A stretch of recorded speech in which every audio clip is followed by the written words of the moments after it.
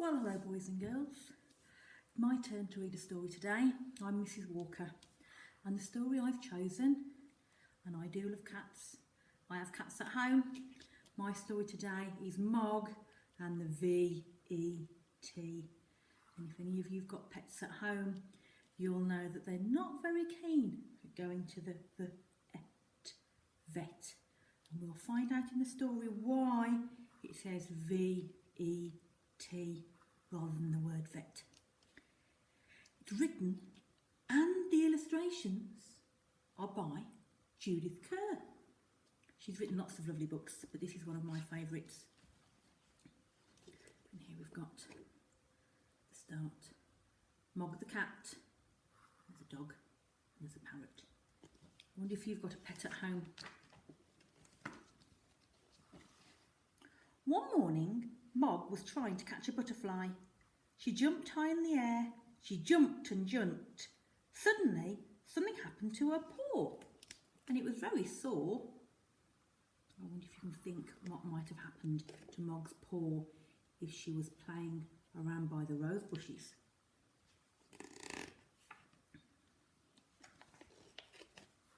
She smelt it, but it was still sore. She licked it, but it was still sore.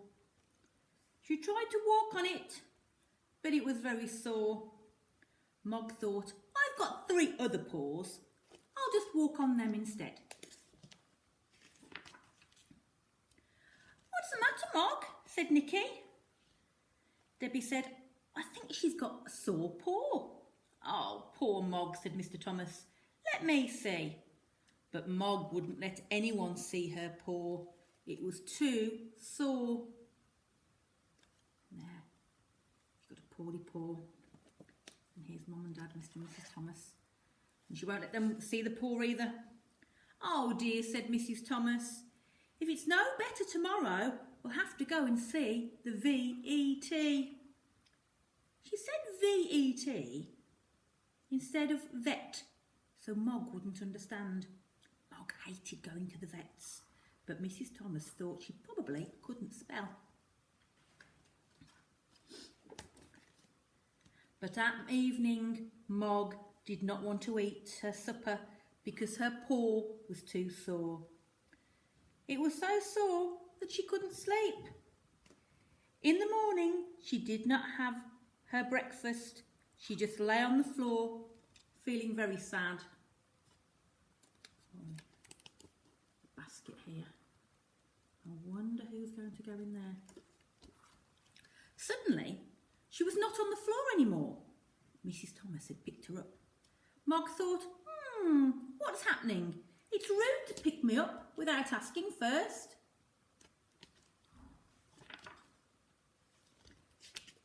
And then she was in the basket. But it was not her proper basket.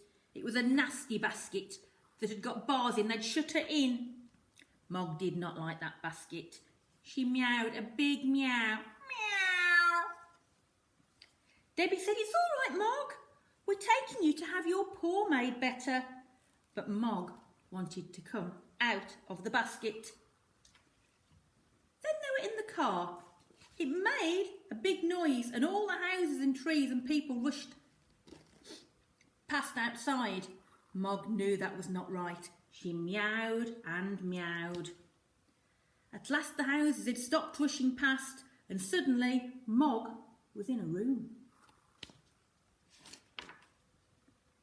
It was a room with lots of other animals. Mog knew it. I knew it. I knew it. This is the place I hate. She meowed louder than ever. And I wonder where Mog has gone. The other animals were sitting quietly with their people. So they were surprised to hear Mog making such a noise. It's all right, Mog, said Debbie. It's all right, Mog, said Nicky. It's all right, Puss, said Nurse. But Mog wouldn't stop meowing. And after a while, all the other animals thought perhaps Mog knew something that they didn't. The dogs began to bark. The parrot began to squawk. And the hamster said eek, eek. They made so much noise that the vet came out to see what was happening. Oh, it's Mog, said the vet. I thought it might be.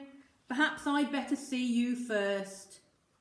I wonder why the vet said I'll see him first. Perhaps it's because he's making so much noise. Mog suddenly thought she liked the shut-in basket after all. The vet tried to look at her, but it was very difficult. Perhaps this way will be easier, said the vet. Can you see what's happened? He's turned the basket and poured Mog out. There, said the vet at last. Now let's have a look at that paw. He did something very quickly and said, all done. She had a nasty thorn in her paw, and look, here it is. The vet has managed to get the thorn out of her paw. Now I'll just give her a little pill and ow, said the vet. What has Mog done to the vet? Oh dear. Oh, Mog, said Debbie. I'm so sorry, said Mrs. Thomas. Watch out for that cat, shouted the vet. Quick, catch it. Oh dear, I think Mog's off. I'll catch it, thought the big dog. I'll catch it too, thought the little dog. But I'll catch it first, thought the third dog. Oh dear, they're all chasing Mog. Heel, sit, stay, come back, shouted all the dog people. But the dogs took no notice. They're all going wild, shouted the nurse. The hamster got mixed up in the wild rush and the vet got mixed up in it too. Stop! We can't have all these animals going wild, said the vet. The dog people shouted, heel, stay, sit, come back. And after a while, all the dogs stopped. Come on, Mog, said Nicky. You're a very silly cat. Back to your basket.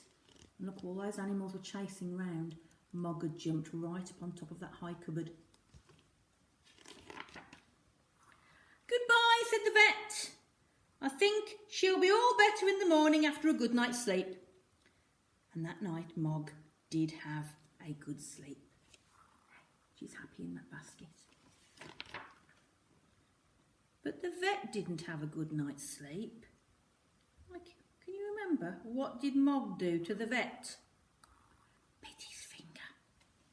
The vet had a dream. It was a dream all about wild animals. I wonder what animals you can see there. A bear with a sore head, panda, crocodile, fox, porcupine, see with his long spikes, an owl, tiger, a lion. Oh, over here we've got some more animals. Look, a koala on the door. Mog had a dream too, but it was a lovely dream. Mog dreamt that she was a beautiful butterfly. See how Mog's got wings? In the morning, her paw was no longer sore. It was not sore when she licked it, it was not sore when she walked on it, and it was not sore when she jumped up high. She was better. She was all better. She was totally, completely better. Everybody's happy in the garden, look. She's still chasing butterflies, look.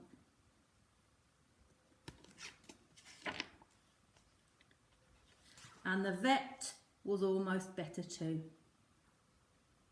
with his poorly finger. So that is why Mog's family say V-E-T, V-E-T, to sound out, because Mog doesn't like going to the vets. And look what happened. I hope you enjoyed the story. Goodbye, children.